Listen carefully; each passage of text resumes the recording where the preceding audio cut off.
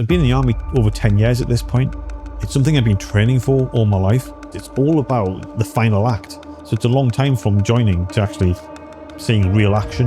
Been shot at and things like that before, but real close quarter combat was that day. 5 people, 2-3 meters away, high pace, high octane sort of action that lasted seconds. I felt like a kid who'd been given the best Christmas present ever.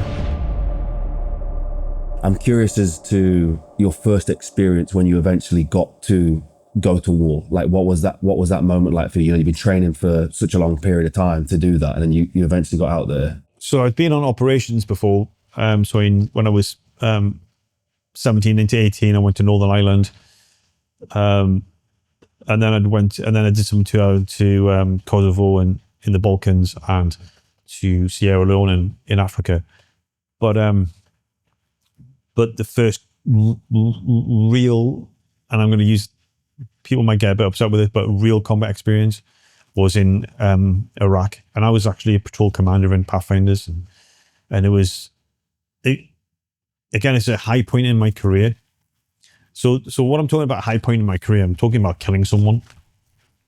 And without sounding like a psychopath or any sort of anything else, there's more to it. So rather than just saying, "Hell, yeah, I'm so proud that I killed someone," it kind of sounds kind of bad and crass or whatever, but there's a lot to it.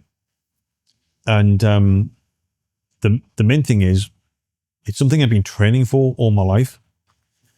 Back in those days, it was a rarity, and having to have combat experience, real combat experience.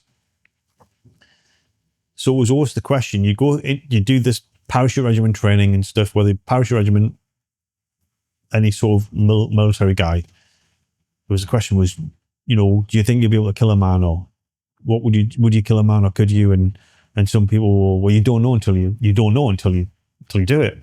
So it was always these things that it used to get talked about quite a lot back in the olden days. And but nevertheless, even as an army cadet, you're doing section attacks, you're doing these things, so you're shooting at targets. It's all about the final act.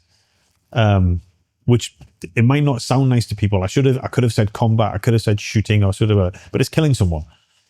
And you do all this training, and everyone talks about it and do it, and then when it comes to you, it's like, all right.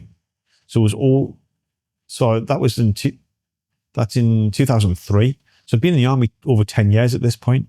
So it's a long time from joining to actually seeing real action, being shot at and things like that before. But real close quarter combat was that day, and I felt good about it. It was really aggressive, fast moment. I ended up shooting 5 people at a range, same distance, kind of what you are to me now, which is just about 2 meters away, 2-3 meters away, and it was high pace, high octane sort of action that lasted seconds. But there was 2 guys left and right of me who also did the same thing, who did similar things, just in their own different ways. One with grenades and one with an automatic rifle, a support weapon. And it was good that not only did I produce the goods, that my good friends left and right of me produced the goods, and you could argue I saved their lives and they saved my life, because we all worked it as one. These three highly trained individuals working as one organism to defeat a common enemy. So when that finished, went back to the headquarters, did like a report and things, and spoke to some people, did Holy Communion, and then I went to sleep that night. And when I went to sleep in the sleeping bag, I felt like a kid who'd been given the best Christmas present ever. I felt satisfied that I'd done the right thing and performed when I needed to, and lived to tell a story.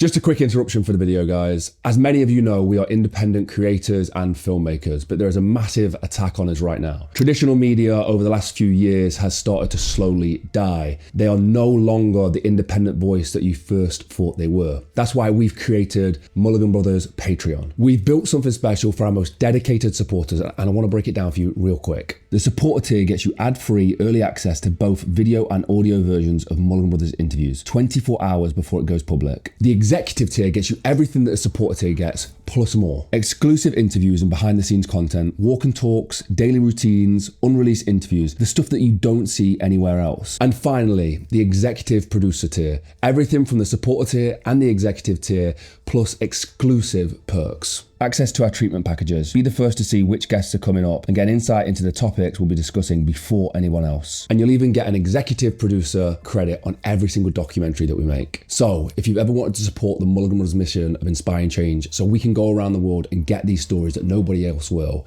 this is exactly how you do it. Go to patreon.com/Mulligan Brothers or click the link in the description or scan the QR code on screen. Join the community and help us inspire change. Let's dive back into the video. We spoke about the high points of your career and you'd mentioned a few points. So was it getting selected? So I'd say that the main high points, becoming a member of the parachute regiment, the star point. And I don't give the parachute regiment as enough credit as I should do. And especially considering how much I idolized it and obsessed over it as a kid. So the parachute regiment, getting into the parachute regiment is like, that's like, okay.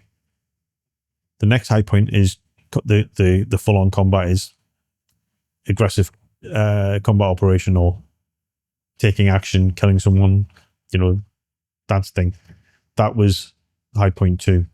And then high point 3 is getting into the Special Air Service. Again, similar to the parachute regiment, it's like you know what?